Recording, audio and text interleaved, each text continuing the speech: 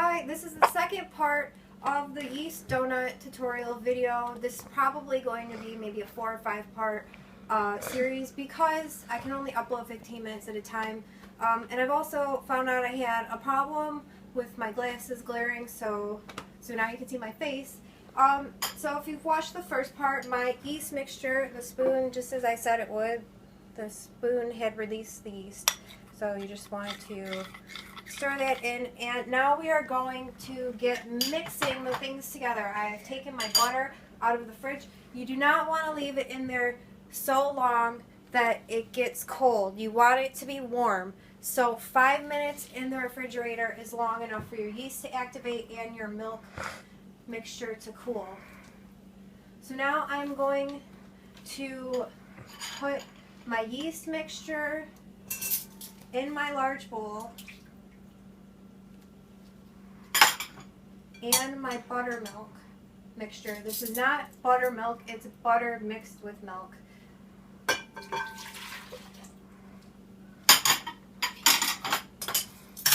And while that is kind of getting together in there on its own, I'm going to crack my 2 eggs and beat them.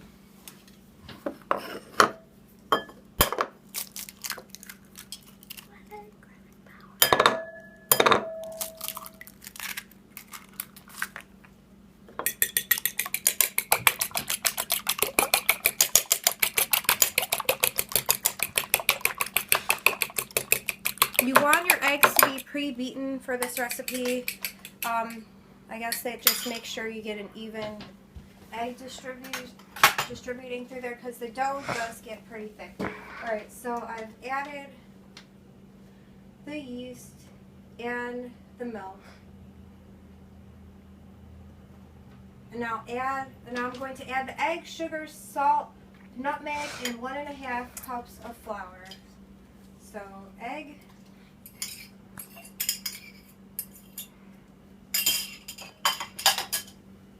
salt, which was, how much salt again? 1½ teaspoons of salt. So this is 1/2 teaspoon. If you don't have these kind of fancy spoons, like I had for a long time, 1 teaspoon is about the size of 1 small tablespoon. Use 2 heaping spoonfuls of this for 1 tablespoon, or if you have a large serving spoon, but not like a giant serving spoon. I don't have one out to compare it to, so 2 of these, and then if you just look when you're pouring, 1/4 or 1/2, 1/3, and you can use this as a substitute for these fancy spoons. So I'm going to add 1½ teaspoons of salt.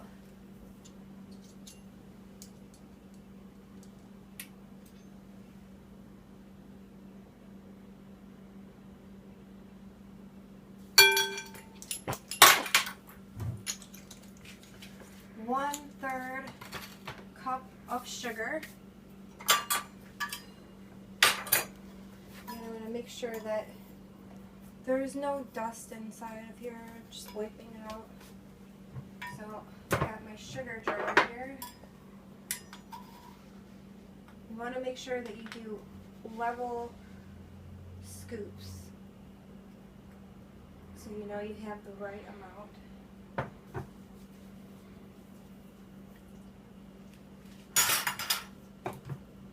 And the nutmeg, which is 1 teaspoon of nutmeg.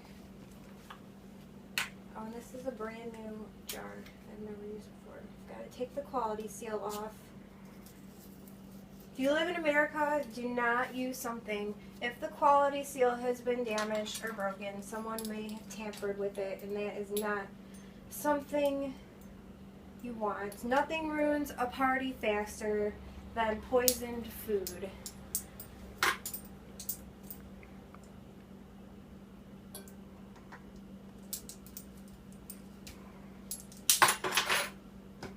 Alright, and now for the flour.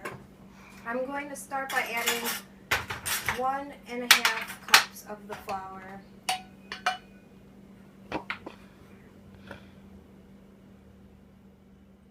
You don't don't have to be exactly precise. So you might find you will only need 5 cups of flour for this recipe, so it just depends maybe like on the weather, if it's humid or something, because sometimes I found that the dough gets thicker faster and I don't need all 6 cups. So you might only need 5.5, so you just, it doesn't have to be exact every time you add it. So now what I'm going to do is beat on low until it gets incorporated, then go up to medium and beat it for about a minute or 2, and then slowly start to incorporate all the flour.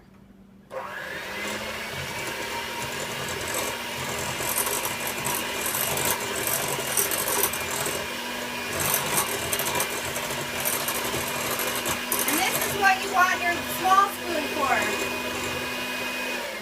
I'm going to move this over here so you can get a better view. As you're beating this, you're going to find that you have flour all around the side of your bowl. So you're going to need your spoon to scrape down the edges.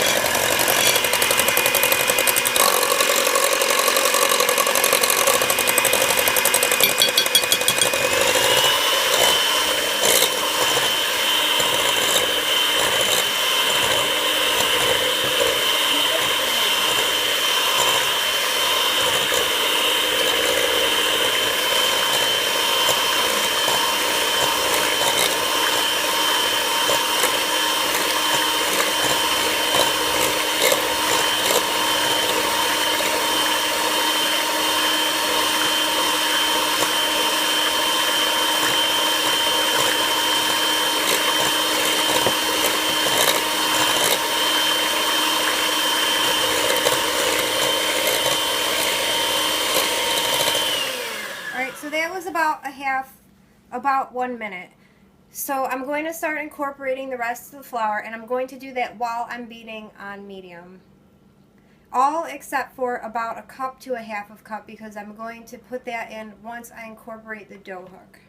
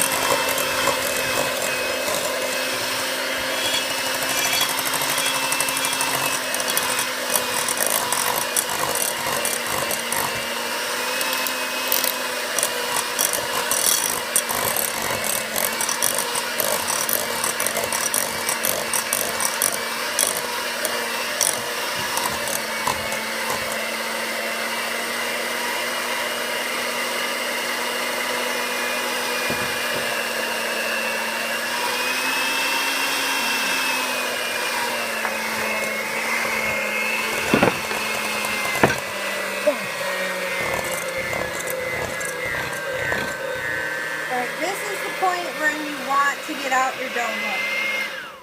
So I'm going to turn this off, unplug it, and switch hooks real quick. Alright, I've switched to my dough hook, and now I'm going to incorporate the last cup of flour. It may have seemed like I didn't add all the flour, but I was adding heaping cups full, so I'm sure that I definitely added all of the flour. So I have 1 cup left to add. Have to, if I plugged my beater in, that would have helped. So I have to plug it in real quick. Okay. You just stand there.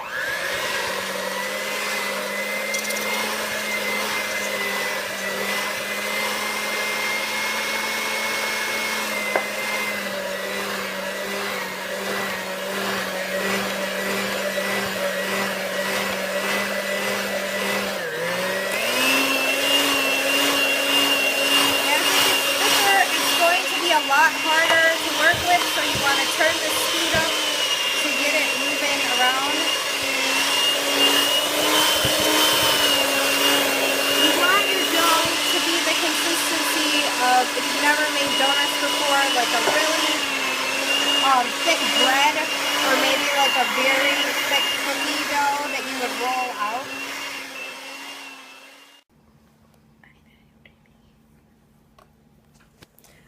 Alright, so what I've done is flip this dough over just to get it a little coated in flour so it will be easier to work with. And earlier when I was telling you the tools and things that you would need, I forgot that you need one other bowl to grease with oil to put your dough in to rest. So what I'm going to do is just put a little bit of oil in here, take my hand and rub it all around inside the bowl.